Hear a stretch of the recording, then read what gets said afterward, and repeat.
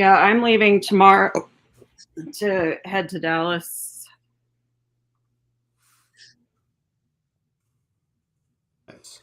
So I'm like trying to get all kinds of shit done today. Yo, I think it might be live right now, Jen. We are live. I did not realize we were live. Well, that's fun. We just need TJ. Okay. I love how we've been live for the last like 40 20 seconds. Great. Well, that's fun. That was very candid. Well, I mean, I don't have anything to hide, so I'm fine being live. I mean, I haven't been out of the shower very long. I'm trying to throw my life together before I leave town again. That is who I am. So that's okay if people want to see that part too. That works. Stay live. I guess we're just gonna do it. We're just gonna go for it. And then TJ will join us when he can join us. Yeah. I love how we have 9 people watching us and we really didn't know 12 people watching us and we really didn't know we were live. That's amazing. I am okay with that, to be really honest. So, a little Truman Show-esque. Yeah, so one of the things real quick is all of this stuff going on in Florida and having these contractors getting arrested and attorneys all over advising people on the fact that they're saying that, that guidance that came out or the order that came out meant that contractors didn't have to have a license. And I've talked to quite a few different different attorneys and gotten mixed feelings on it. So I went and actually read it all. And I think that, hey, there's CJ. There we go. I finally got on Starbucks, I guess. It's all good. Jen's talking through some stuff about Florida. Nice. I know that Chip Merlin is currently reaching out to the governor's office to try to get very clear guidance on what that emergency order entailed. And as soon as I hear back from him, I'll get more posted on it. But his understanding is that it only lifted the demographic licensing requirements for Florida licensed contractors, that it doesn't mean that anybody can go in and work without a license. Gotcha. So just clearing that's why that guy got arrested, believing that he could go in there and work there. Well, there's been some major attorneys advising people that that's what it said. And I mean, I was told by 3 different attorneys that that's what it said. And I actually went in and read all of the cited statutes that were listed in that order to get the clarification. And that's definitely not the way I read it. So just, I just don't want to see anybody else get arrested. I would just hold off and wait for some really clear guidance from the governor's office so that we don't have any more situations like that. But let's talk about Dallas a little bit. People are probably wondering what the hell we go over in these 2-day events, and is it worth their time? Right? Absolutely. Yeah. Of course. Go ahead, Tim. No, I just want to say, they've let me MC some of these, and it's been very fun. I will say, before we even talk about any of the talks that are given, my favorite part about this whole thing is partly been the networking too. You know what I mean? Getting out there, talking to other roofers, probably growth-minded roofers if they're coming to an event like this that are trying, that are pushing and learning about new stuff. So just really great networking. Hey, TJ and I and Jen, we've all been creating content and stuff like that. Joseph Hughes is at this next one, and Heath Hicks and stuff like that. So there's just going to be a lot of cool people at these. So the networking is phenomenal, even before we get into the programming. I think the fact that they are smaller, right? Our target group is between 50 and 100 because we want people to have the intimacy of the relationships with those people that are there too. Not, that you're not lining up to talk to somebody, that there's time to find and get your questions answered by whatever speaker or person is there. And I think that has a lot of value. Yeah. I know that I've been to conferences or trainings where you have a question maybe you don't want to ask in front of everybody and you never seem to get a chance because everybody's too busy with other people. So I think that part too is big. Guys, what was your? Let me be the interviewer to you guys for a second. What was the original intent of this? Like, what was your intention for this to do to the industry? Well, I think, Sean Cenac and I had talked after my Dallas event last February and thought about, putting a tour together and, getting out there and getting all of the different parts of the model. Is it broke? What's it going to take to fix it? And how much does it cost? And what we realized is it makes it really difficult to get all of that information in one day, like John's information, Matt's information, and TJ's information. And we wouldn't be providing the value that we wanted to provide without. Hey, TJ, do you mind muting while you're not talking? Your background noise is like super loud. Thank you. But it made it really difficult to get all of the content, and none of us wanted to shortchange people on the message and what we were teaching. And so, John and Matt are kind of more the technical side of things, whereas TJ and I were more around sales and branding and that side. And so we just decided that it might make more sense to give people the options to attend two different types of events and send various people to two different types of events. Mm-hmm. And, inside of understanding the model, there was a lot of questions like, how do you understand your numbers? What are the legalities behind it? What are we going to do to push through this recession? How do you vet a marketing company? Like, I think that that's a big question, and tax strategies and CPAs and TJ and I, we just kind of developed it into a all around business. What things do you need to know about having a retail, business, or having a retail arm to your business, or whatever that is. All righty. Well, so I've heard a lot of great things about it, and obviously, you guys did that live the other day where you talked to people that have implemented this model and have had an awesome amount of success. Can we go through the agenda? I know there's a few changes. I know, for instance, Jim Johnson isn't going to be there, and we thought he was going to be there. Hey, can we give TJ a quick second to answer that question too? Because he may have a different perspective than what I did. Yeah. No, I completely. Jen and I met at SRC this past year. And just like, what's ironic about what we're talking about how this came about, it's because of other events where we were able to network with one another and meet each other and hear each other speak and come to the conclusion that we wanted to do business together or work together to bring an educational style event to the roofing industry. And, John and Matt are still very close to each of us. And I can't wait to do big things with them out there. But yeah, they wanted to go do their own thing, and they're succeeding very well at what they do. But they weren't so much into the business of roofing business. They were into the actual production side of it. All right, let's go through the agenda real quick. If you guys don't mind, just giving like a sentence or two on each of these people as we're going through it. Like why did they get included maybe, and what value could you imagine a roofer getting out of them? So it looks like the first speaker on day one is me. Is you. Yeah. So I'm just going to set the intention, talk about stuff that, the preconceived notions that we come into events with. That one's pretty simple and straightforward, so that people can have specific goals that they want to get out of the event. Awesome. And then Randy Brothers and Connor Rodich. Why did you include those guys, and what is their talk about?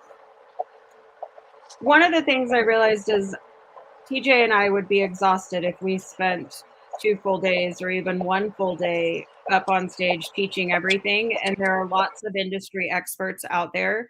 And we wanted to align ourselves with people that we believed had the right intentions and were doing things the right way and would be the right type of a coach for people to reach out who maybe needed more help in some specific areas. Randy and Connor have the Roofing Academy, and their platform. They do deep dives and they go into businesses, but they also have the online program. They're specifically talking about numbers and running a business by the numbers and what numbers to pay attention to. They touch a little bit on KPIs. And that's kind of why they came, and giving people that option to kind of see what they don't know that they don't know already around business financials. Yeah. Next up, we got John Cenac. What? Either one of you feel free to chime in. But yeah, his talk, it looks like, is about employee success as a reflection of your company's processes. I think one thing that happens to all of us that speak is we kind of get pigeonholed, right?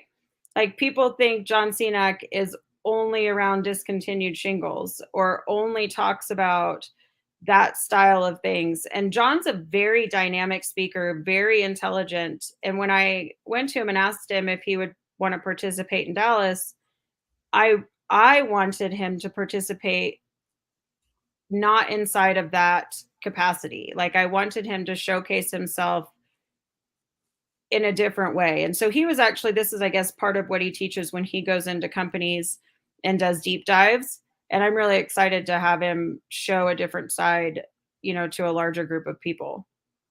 Yeah. And I think up next, TJ is going to go, and TJ is talking about how he recruited 250 sales reps with social media. It would be great to have him talk. I don't know where he went. We lost him. Yeah, he's kind of in and out. Johnny says that's a nice peacock mandala, though. So we'll take a moment to talk about that. Yeah, thank you. That was the first piece of art that I bought for myself when I got divorced. And it's all of my favorite colors. So I always have it as my room piece in my bedroom because it pulls in everything that I like. But it's really pretty. See? That's beautiful. Before we get back to the agenda, Bia says, not even owning a roofing company, I've learned so much from these guys. That's probably one of the biggest feedbacks that I've gotten is, that must be TJ, he can't seem to stay connected, is from vendors, right? Like the amount of information that they've learned and that they can take to their customers from being there that other people aren't talking about. So I'm really glad that Bia brought that up, because I do think that that's a big part of it. We should probably should we just keep going through it? Keep going. We'll come back to TJ's. Yeah, the next one is actually, it's going to be myself and Joseph Hughes. I'm sure none of you guys out there, if you're in the roofing industry, know Joseph Hughes, though. No, never heard of him. Yeah. Ever. He is very consistent on social media. Like he set the standard when I got into the roofing industry. I was looking at it, I was like, this guy is so freaking consistent online. And he had the respect. Everyone was giving him props. Jonathan Brochi is giving him props. There's a lot of respect. So ultimately I said, hey, if we can get Joseph Hughes to do a tag team with me in Dallas, is that okay, Jen? And I think Jen was like, maybe. No, I was like, absolutely. At the very beginning, it was kind of challenging to get speakers and to line things up. And now it's to a place where I have so many wonderful people that want to contribute, and I'm so grateful for that. But it becomes really challenging to fit everybody into the agenda and end on time, right? And not have the days go so long. And I'm working on our slides today, Joseph Hughes and my slides. I'll just briefly say, whether you're doing in-house marketing or whether you're using outside resources, you're going to get more out of both of those if you come to this. And the main key is take responsibility yourself and learn enough so that you can wield and delegate properly. That's probably the main principle, but we're going to go into a lot of specifics. So that's going to be a good talk. And then I think that should be the main principle of everything, right? Like you need to know enough about your business's financials to understand that your bookkeeper is doing it right, or your CPA. You need to know enough about tax strategy. You need to know enough about, the legal side of things to understand if your attorney is even advising you correctly. So I think that's a great part. And then we've got lunch, and then we've got Chip Merlin and Steve Badger. You got to tell me. Okay. You got to tell the people at home about this because they're not coming together. Opinions on this. So they're not coming together anymore. Okay. Just for the record, Steve Badger's had a family emergency, and he is going to be appearing Thursday afternoon. Yeah. But Chip Merlin is going to talk about a contractor's role in the claim process from a policyholder attorney side. Mm-hmm. And we're going to finish day 2 with Steve Badger, who's going to talk about a contractor's role in the claim process, the insurance attorney perspective. So I think it will be really good to hear both perspectives. But Chip has stuff going on Thursday. Steve couldn't make it Wednesday last minute. And so we just kind of had to make it work this way. All right. Well, next we've got Dylan McCabe, and he's got, what is his company again? He has Limitless GPO, which is, it's like a roofing. I know there's a word for it. And it's like a buyer's group, I think. Group? Pretty much. Right. So they've got access to a lot of lower prices through manufacturers, various different, banks. I think there's quite a few different ones, to be honest with you, but it's a buying group. That's correct. And then next week, and he's talking about roofing company owner assessment. So he's going to give you criteria that will allow you to understand whether you're doing a good job. I love how I don't know that good or bad is right or wrong, right? Like it's where are you at in your learning so that you can kind of identify that and then grow from there. Yep, absolutely. And then I think the next piece is we've got Christy Irwin doing the profit center you're missing, which is tax strategy. And this question correlates to what Jonathan's saying. And, it's hard because schedules change and people have little kids and various things. And, Chris is an amazing, amazing presenter. But I do think that both Christy and Chris have a great grasp on tax strategy, things you should be asking. Chris is obviously a little bit more seasoned, but Christy's doing a really good job and has been working on speaking. And that's part of the reason, with these events, it's been fun because I've been able to give people maybe that haven't had an opportunity to be on stage before, time to learn, because it takes time. It isn't something that most people can develop like overnight. But she's going to talk about giving some specific tax strategies and then things that you should be asking of a CPA or, whatever accountant or bookkeeper that you're choosing to use. Is there going to be any live for the event? Luis Ramos asks. Any live? No, unfortunately not. We've gone round and round about that. And, I feel like because we started the tour this way, that customers have come all along and we haven't streamed live anywhere. Concentrated value and if you let it out the bag, it's kind of like you're kind of giving it away for free when it was. Well, and I think unfortunately, we tried to find a price point that was reasonable, that covered the cost. But I mean, people may think we're making money, Tim, but we're not. Well, yeah, let's do a spoiler alert for that one. So by the way, we have not been making money, but it's okay because it's very good for the industry. So that's exactly right. Of money, what we're asking, because we are getting, we're paying for the hotel, obviously, and a lot of things like food and stuff like that. So there will be food at these things. What I want to note to you is we do appreciate your support though. So if you could give a heart or a thumbs up to this live and comment, that could be a great way for us to help get the word out about it. Ultimately, we did kind of want to make a little money on it, but we didn't, and that's okay. And ultimately, I think it's been a very good thing for TJ, Jen. I just wanted to cover expenses. I never had the intention of making money. And Yeah. we're not quite even there yet, but we're not in a place that's really bad either. So, I am grateful that we've had enough sponsors and, enough attendees that were, We're not like super negative or something like that. right. We're gonna Yeah. break even. Yeah. But I found that free events just don't drive the right people, don't take I them, think that that's and they don't show up. That's And kind of what I was thinking. Like, I think honestly, I believe you should pay for stuff because it makes you buy in more.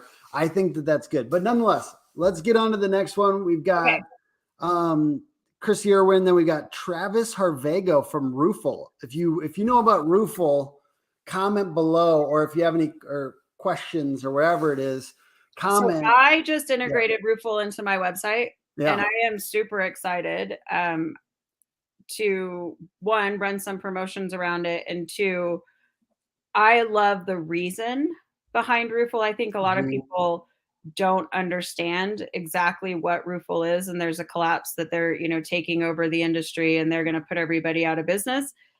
When in reality, what Roofle is it is specifically designed so that any contractor can use it at any time. Mhm. And I love that.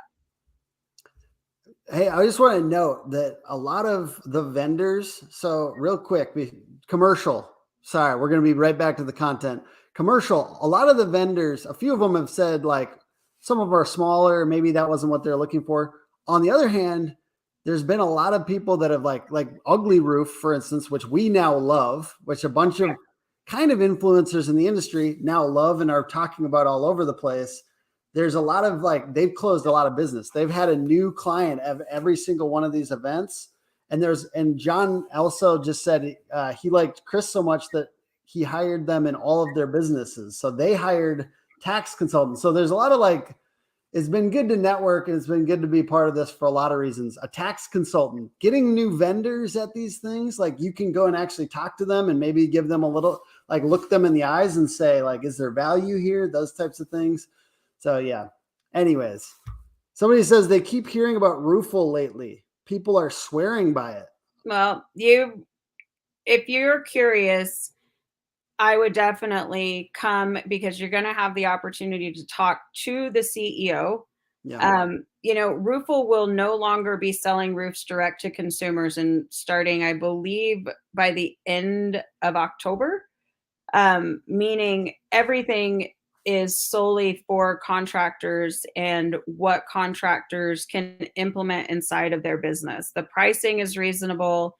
It's great for leads. It's great for capturing business as well. And then I have some other ways that, strategically I may share that we're going to be using it to try to help other businesses also. That's amazing. I will say this is we've helped people implement Roofle on a number of sites now. Any tool like this. So actually Bia says right here, it's so easy to add to sites. Our team has been loving the integration of it. Hey, we want to make it easy for people to give us money as a roofing contractor. So how do you do that? Well, you can let them get further down the sales funnel in the process of selecting a roof and a roofing contractor. This is basically that. So they get to actually make some decisions. They're getting more bought in there. Well, and the time on your website, it increases your Google authority so significantly. I mean, that alone is a huge value add.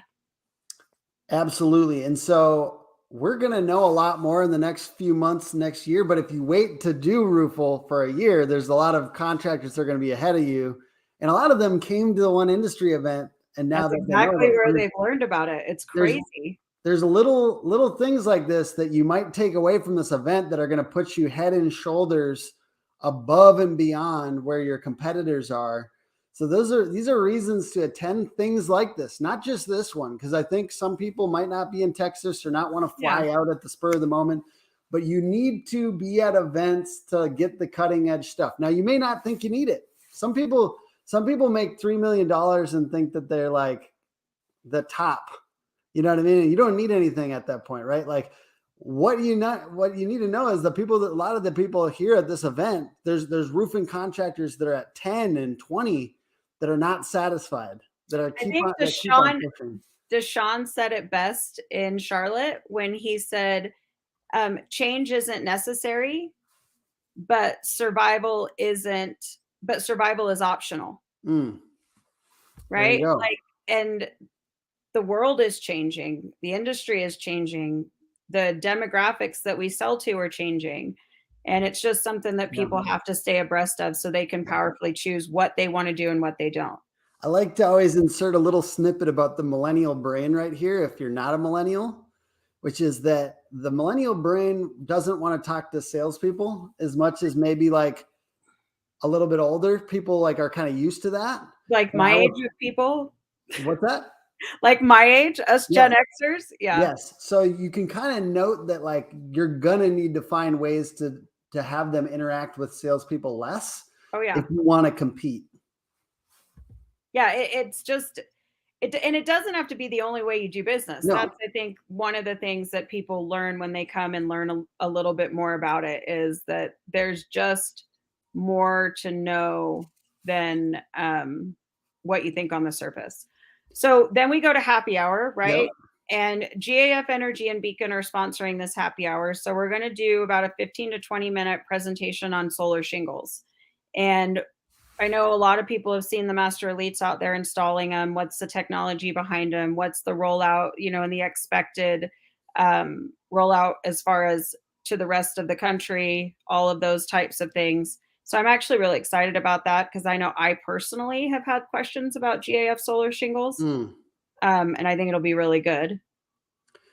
Yeah, And then absolutely. And then we got Candace Colucci, yes, contracts and 1099 versus W2. Huge topic in the industry right now.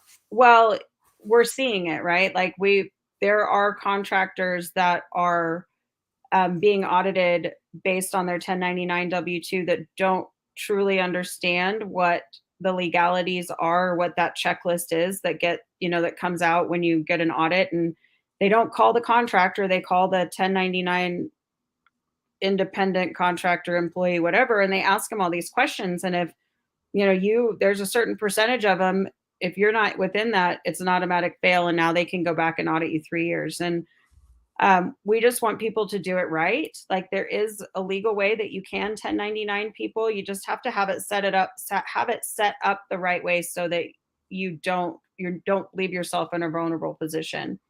And then contract law, that's been probably one of the most eye-opening for me, is to actually see how many, or how each state has such specific things that are required from them. It's nuts, and most contractors don't have those clauses and verbiage and required information in their contract. Absolutely. All right, let's get to day 2. It looks like we've got the first speaker is actually Jared Bringhurst. Is he from Sales Transformation Group? Jared is not. So he was one of the founders of Be Ready with like Andy Purcell and Ed Milet and those guys. And Jared is a very powerful human. He very emotionally intelligent, and he is going to talk about creating a culture that embraces change. It's really challenging sometimes as an owner when you come in and you're all excited about change, but then your team is new. How do you introduce change? How do you grab buy-in? Is it, all at once, slowly, certain people, a variety of different things, mindset. And so I'm really excited about that because I think that will be really a lot of really great information for leaders. So I should have done this in between the days, but a reminder, if you comment below, say something about wanting free tickets, throw something beneath, and we'll give out a set of tickets to somebody that comments below. So if you say, I want to be entered or something like that, what should we have them say? I feel like we gotta say, if you want to be entered, drop something below and say something about wanting to be entered. And we will say, I want free tickets. Yeah, there you go. I want free tickets. And we'll choose one person who randomly. I want to give away 2 sets. 2 sets. All right, let's go. So there'll be 2 sets, so they'd get 4 tickets. Okay. each person would get 2 tickets. So if they don't have somebody else in their company they want to bring, they can give it away to somebody. Oh, how about we have them tag somebody? Tag somebody. That's a great idea. Somebody you want to give free tickets to? Yeah. Tim and Jen do not want free tickets, Jonathan. Yeah, tag somebody, and you and that person will be entered, but you will get I think you will get the set of tickets. So Yeah, tag somebody in this live. Why not just be nice and give them to them and their part and there you go. Boom. And I think we got a few people doing it. So awesome. Yeah, okay, well, let's finish up with day 2 so we can give away some tickets. Go Cowboys. You can how about we say you can tag as many people as you want? I don't care. Boom. All right. So let's get to day 2. What do we got on day 2? Okay, so we went through Jared. The second part is one of my favorite parts, which is what's going on in the industry, how's the industry evolving, how to stay relevant over the next 5 years through supply chain issues, through the recession, through, millennial buyers, through policy changes. I heard a couple weeks ago from a gentleman that used to work, like he had just left one of the big carriers in a pretty high up position. And there is one of them that is rewriting policies in Texas specifically that will automatically make all Texas homeowners policies 2% deductibles. And 2% is a large deductible. Oftentimes, depending on the value of the home, it won't even cover the roof. So there's some crazy, crazy stuff going on that people need to be aware of, especially when it comes to places like Texas that traditionally have a lot of roofing insurance claims. Very interesting. All right. Well, what's next on the agenda here? Oh, are you asking me? Yes. Or are you telling me? I can also say it too. It looks like we've got Jake Bennington, The Power of Diversifying Success. So Jake and I had a super awesome call a couple weeks ago. And for those people that just went to STG, you guys probably saw Jake. And he is a very interesting person. So most people know who Lincoln Park is. Yeah. And Chester Bennington was Jake's cousin.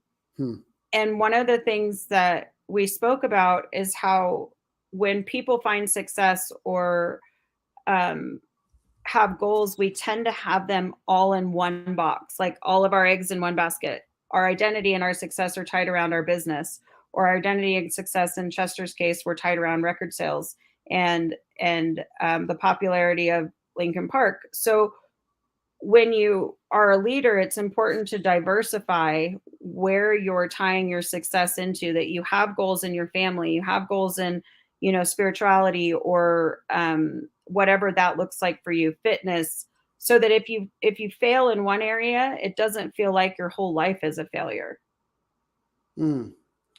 Totally. Which I think will be really, really good, because I know for me, almost all of my goals are centered around business.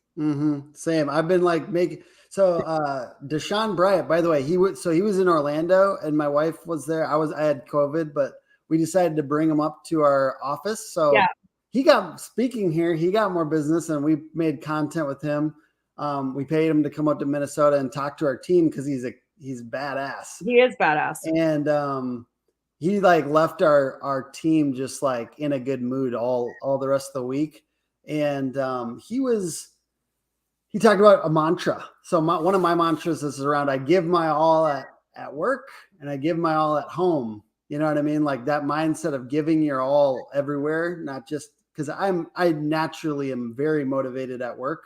Yeah. And I think just because it becomes less of a game at home, like I'm not as motivated. So like just reminding myself to give it all at work. It's part of my mantra. So I'm excited about having a mantra, which is new for me, but I love that. So we actually skipped over, we have the panel. No, we talked about the panel. Oh, we did? All I'm saying is the panel, I didn't mention my thought on the panel. This panel has been like ridiculously good every time we've done it. Like, and I'm stoked to have Heath Hicks there and a few other people that are just going to bring some some real perspective to where the industry is going, the future of roofing. We've got, Yeah. we're going to be covering M&A. Yeah. We're going to be covering, how to make your business sellable, Mhm. trends like ugly roof and things that you're going to need to have for the recession, Roofle.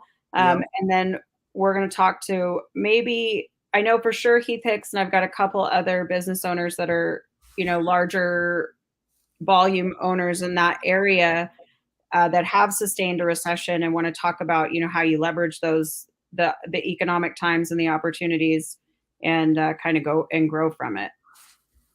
Absolutely. So, after Jake Bennington, we have, it looks like Jessica Stahl, Mastering the Hiring Process.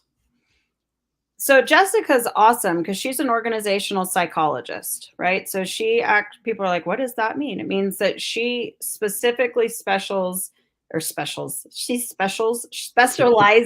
can't even talk, specializes in the psychology of the organization, the hiring, the culture, checklists, making sure that you have a roadmap for training and, a variety of different things that we don't typically consider, especially when we bring on sales guys. Like we don't have a lot of companies don't have a specific roadmap and what they're training and having people sign off and having people pass tests and various things. And so it's really interesting what Jessica brings and what she shows and what she gives away, to be really honest. Awesome. And then we've got we're swapping out. Is the other lawyer going where TJ was? No, so I've updated the agenda. Okay, I apologize. I am not looking at the updated version right now. Yeah, okay. So after Jessica is me. Okay. And I'm going to do why insurance companies are difficult to work with, and we're going to go through the contract law side of things. And then we're going to go to lunch.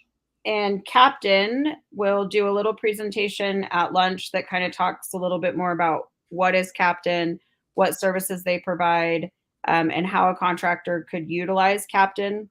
Mm-hmm. Can you give people a little taste of what that is? Because I'll be real with you, Jen. I maybe it's just because I'm not a roofer, but I don't fully understand the Captain. Can you give a brief explanation for people that are on the live? So Captain is a factoring company, okay? And what that means is if you're in a position where you don't want to negotiate with the carriers, you don't want to supplement, you don't want to do any of that, but maybe you have a homeowner that either doesn't qualify for financing, doesn't want to finance, or something along those lines, you can submit the scope of loss to Captain and it goes through their underwriting department. They come back and they say yes or no, you can proceed. You start the job, Captain pays your labor, they pay your material bill, they don't order it under them. You don't lose the benefits that you have from ordering your own material, but they do pay it. And then they also pay your sales commission. So those three things are paid by Captain upfront. Once that's completed, then Captain does a change order and sends off the information or sends the change order and the codes and pictures and everything to the insurance company. And then the contractor collects the rest once the RCV is received. Very interesting. Okay. Good that we talked through people on that. What is the next one? It's me again, I think. All right. What are you talking about on that one? So now we're talking about taking the power away from the carriers, which is kind of a continuation of why are insurance companies so difficult to work with, and how to give power back to consumers. I think that is the biggest misconception in the retail model, is that you leave your consumers high and dry, or that your customer service suffers. And if you watched the live with the business owners that we did last week, that's not been anybody's experience. Consumers actually feel better. They have more trust in their contractor. They're happier. They feel empowered and knowledgeable around their policy and what they need to know. And that's what we have to change if we're going to see insurance companies ever held accountable. Just for the people joining into the live, why are we live on all of TJ's stuff when he is not on here? That is a great question. because TJ is in a bad area. Yeah. He didn't have reception. He was trying to join. I'm sure he's watching this right now. I'm guessing he's watching this. So sorry, TJ, that reception was bad. Yeah, Join back we if you missed can. TJ. Yeah. Somebody is saying make sure you cover Texas law. Well, that would be why we've got Steve Badger, Chip Merlin, and Candace Colucci all there to cover the law, because that's not me. I am not an attorney. Steve Badger, you gotta tell the people, because some people like he represents insurance carriers a lot. So how does that help? I am so ready for you to have a conversation with him and understand that he's not as closed-minded as one might think. The insurance companies that Steve represents are the ones that I hear all the positive comments about, like Chubb and some of the smaller ones that are not as hard to deal with. He's not State Farm. He's not Farmers. He's not Allstate. He's not the big guys. He just has been branded through his debates with John Hotelling to be a certain way, but he does work for the other side. So I'll say this is it's been very interesting making sure that, or like talking to my dad who's in Florida right now, they got their what do you call it? Not a house, but when you have multiple houses in one building or whatever. Like a condo? Condo. God damn it. I was like, a condo. It was hit by this storm. And my dad is like, he's sending me news clips of like roofers that are like news stories of roofers that are taking advantage of the system. And I'm like, I lost my dad. I lost him. I feel like I've been trying to like, I told my mom, I'm like, you got to tell my dad to stop watching the insurance company propaganda. That's all it these is. people. Yeah. You know, these people have enough money to buy the news stations, right? Well, the thing is there are bad actors everywhere. There is. There is. That's bad the truth. People on the insurance side. There's bad people in politics. I mean, they have the platform to focus on and fixate and create fear, because we are in the middle of the claim process. I mean, and to some degree, we've got to learn what our lane is. So no. I mean, realistically, like, I think Florida. Why does Florida? I mean, and I think maybe Texas a little bit.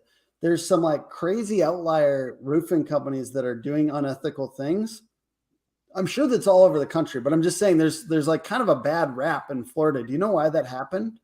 Well, they have a lot of natural disasters. It's what I understand. I've not ever been in Florida as a roofer, but from what I get is there's a lot of natural disasters. There's a lot of damage. Policies were not written the way they probably should have. And, you know, when you've got people out there knocking doors and letting people know that they have damage when they maybe don't have leaks or don't have other issues, it created a situation where companies went insolvent, coupled with the increase in housing and the increase in materials. If policies weren't properly underwritten to cover all of those things, it can create a lot of chaos. Now, Texas is more of the wild, wild west, right? You don't, there's not state licensing requirements. And I know there's been a lot of Texas contractors that have fought for licensing requirements, but they're, you know, similar situation. You could do the same roof twice in a summer if it got hit by 2 different hailstorms. Somebody says, I have always respected and appreciated that Badger gives his time and puts himself at risk to make us better as an industry, even if I don't always agree with his position.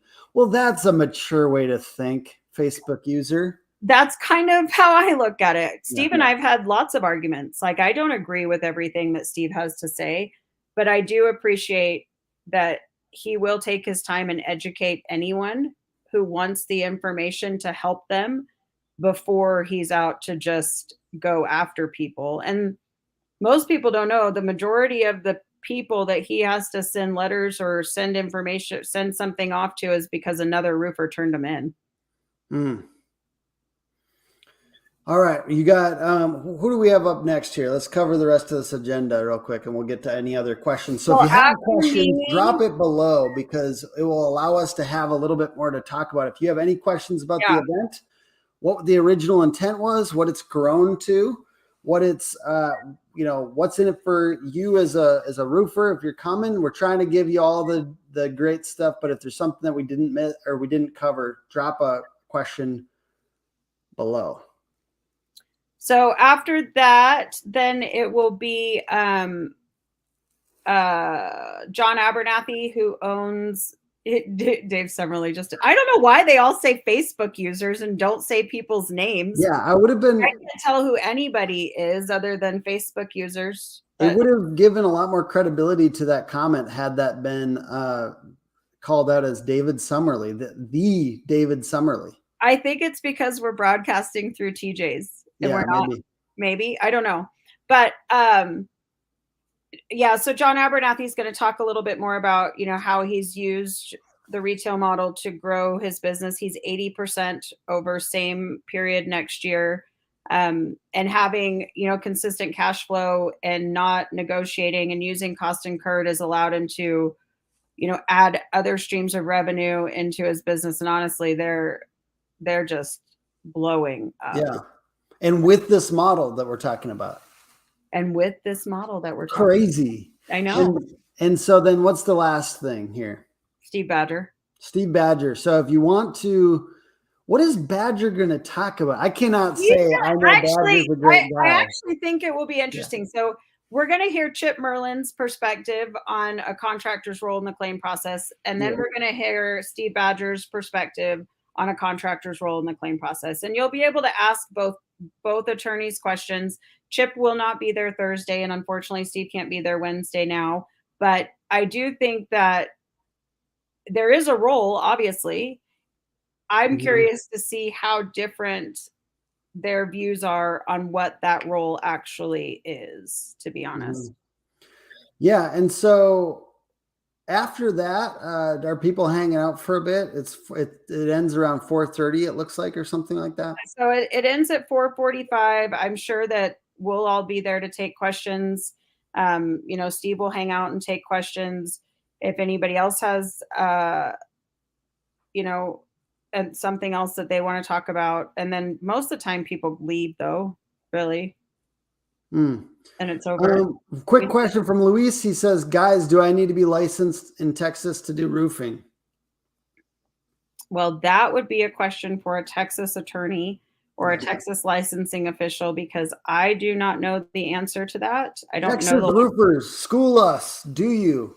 Put it in the comments. Yeah, I thought there was like a registration within the cities maybe, but I don't know. You would want to talk to somebody either in Texas or an attorney that is licensed in the state of Texas. All right, let's hang out for a second. We got the agenda. We got through the agenda. If you could give some likes and thumbs up to this video so that we can get this seen by more people that might need to come to this event here in Dallas this week. Okay, so it's 3:45 Mountain Standard Time. What if I give tickets away at 9 p.m. Mountain Standard Time, which would be 10 p.m. Dallas time? Yes, absolutely. That way we give people some time to watch it. And I'm going to give away 2 sets. So the person that commented and the person that they commented with is 1 set, and then I'll do that twice. Okay, so we're going to end this live with some gratefulness. Jen, what are some people that you're grateful to have met on this tour? And what are a couple things that have happened to you personally that you're really grateful for that have happened on this tour? And I will also do the same.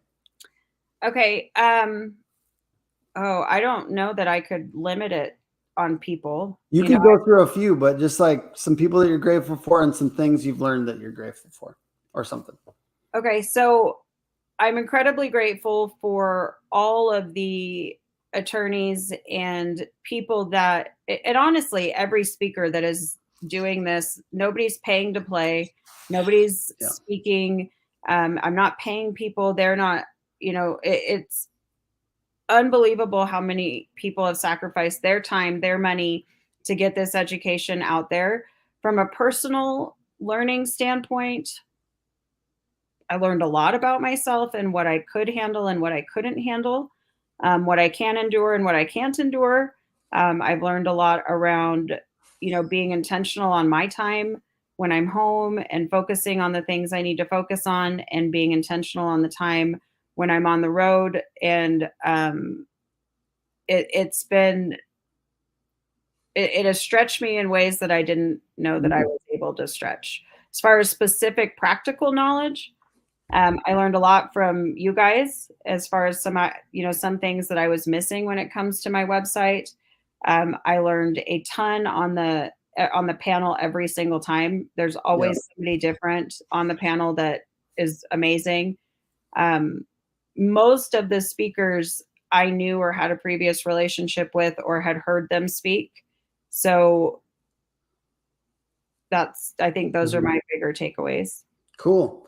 I'm going to throw out here, for me personally, I'm going to say Ty Meredith and Jonathan Brochi, getting to know them a little bit more. I'm grateful for those guys. This has been a good time. Those guys are like very inspiring leaders, and like just the way that they run their roofing company. I learned a ton of things. Luis says, is this 1 day event only? And he says, I'm going to try to come. It's actually 2 days, Luis. It's Wednesday and Thursday this week. We would love to have you. So those two guys, the fact that like from this, we got Deshaun Bryant to come and speak to our team, that was really big. Like anything, I feel full as a leader sometimes, I feel like I couldn't bear to have too much more information stuffed into my brain without passing it to my team. And so it's kind of good to just know people that can then help me grow my team, because I want to grow my team. I like sometimes feel like I don't want to grow too much faster than my team. You know what I mean? I need to bring them along with me. So some of these people have been really good for that. Benny, just getting to know Benny in a deeper way, from Big Fish Roofing. That's been huge. And personally, the things I've known, Randy Brothers and Connor Rodich, just getting to know those guys in a deeper way, like hanging out, shooting the shit. Yeah. It's been a good time. It's been a good time. Like come to this. If you come to this event in Dallas, have a good time. Go out to drinks or dinner with people at night. It's actually, that's some of the best times you'll have at things like this. Like I said, the networking is killer. You got super sharp people all around at these things, and it's not huge. It seems like maybe a drawback, but it's actually a major benefit if you're an attendee. Yeah. I tell people, like, if you can stay at the hotel that night, like in between Wednesday night and Thursday, and be there when everybody's hanging out in the lobby and sitting around at the end, talking about things, the people that have been able to do that and disconnect from work for those 2 days and just stay present have built some, amazing relationships. Yeah, I do see sometimes. I get it. You got a lot going on in your business. If nothing else, it's just a reminder. If you can't get away for 2 days, you got work to do. You got to build systems in your business. So that has been a good experience for me, because Bia and I were away. A few things broke on our business. And when I went back and hung out with the people at my company, I had to form some things in a little bit stronger way, so that now when we leave, because we're going to be gone a month in November because we're having our first daughter, they're going to be stronger. But we wouldn't have known what was going to break if we hadn't been away for these things. And I got COVID in the middle of it too. So it's been a wild ride. I'll be real. But what a blessing, right? Because the last thing you want to do is have a newborn or an emergency or something, and then discover that there's systems and processes that can't function without you. So I think that's pretty awesome. And then certainly just getting better at speaking in front of groups. It's not that crazy once, what I really weirdly, and this is partly from TJ. So shout out to TJ if you're still in here. I didn't like TJ did something early on in this where he's like, who likes Tim Brown? And he said like something like that. And I was like, don't do that. That's so weird. What if somebody calls me out or like says I'm something? They don't like you? Yeah, like that's what I was scared of. And then everyone was super nice about it. And I just kind of like, I got into this mode where I'm like, you know what? If I show all of me to the roofing community, I try to be a little bit more open and stuff like that, that maybe people will actually like it. And so like, I think I learned a little bit from TJ about trying to show more of me, including some of my personal life and stuff like that. And that people tend to like, you don't even have to like be the coolest, like the coolest person on the planet. Cause I'm not that guy, but like to show more of me and then for people to go, we like it. Well, that I was think nice. people, it goes back to people buy from people they like, right? And that's the power of personal branding. Like it is important for people to understand you and who you are, because it comes back into your company culture and those things carry on, and it gives your company more credibility when people understand who the owner is and what they're about and the type of person that they are. So yeah. Exactly. And like, I will say too, just sorry, my last bit on this is like being separated from the company. And I had like one client who was a little frustrated, like, are you not back there? You know what I mean? Like, because they had their personal connection to me and the company. But then as time goes on, like I know people know we have a 20-person group of people doing the work back at our company. So like separating from like Tim's doing the work to like this company is doing the work and their processes, creating these proven processes that get implemented every single time. And that's what you want. You want proven processes. Cause if it's just Tim, sorry, you'd be mad if it was just Tim back here. Our services were okay when I first started. They were fine, but they were not anywhere near what they are today, which is proven processes and systems, which is ultimately what we're all trying to build in our business so that it operates without us there. Well, and true sign of leadership is knowing where your strengths are and hiring your weaknesses, right? And surrounding yourself with people that are better at things than you are. And there's always people that are better at things than I am. I have my strengths, they have their strengths, hopefully that my strengths complement their opportunities and vice versa. And that's how you make a great team. So kudos to you for realizing that. All right. Well, this has been a love fest here at the end here. Jen, anything else you want to say to the folks who are watching this, maybe now, maybe afterwards? If you guys have any comments, like I said, drop them below. Yeah. If you're in a place financially that you can't swing the money, send me a message on Facebook. We'll do everything I can to figure this out. Don't let that be the reason that you don't come. And if you're on the fence as to whether or not you think it's going to be worth your time, if you attend both days and at the end of both days you tell me it wasn't worth your time, I will give you your money back. And I have made that promise at every event, and I have never had somebody tell me it was not worth them spending 2 full days there. 100%. I've had a lot of people afterwards. We saw an insane amount of people just saying things like, this was huge for my business. One of the best events I've been to, like just a lot of really good things. You know what? Afterwards, this is the one thing I'm going to do afterwards. I'm going to go grab a lot of the things people have said about the event and drop them in the comments so people can check them out really quick in the comments.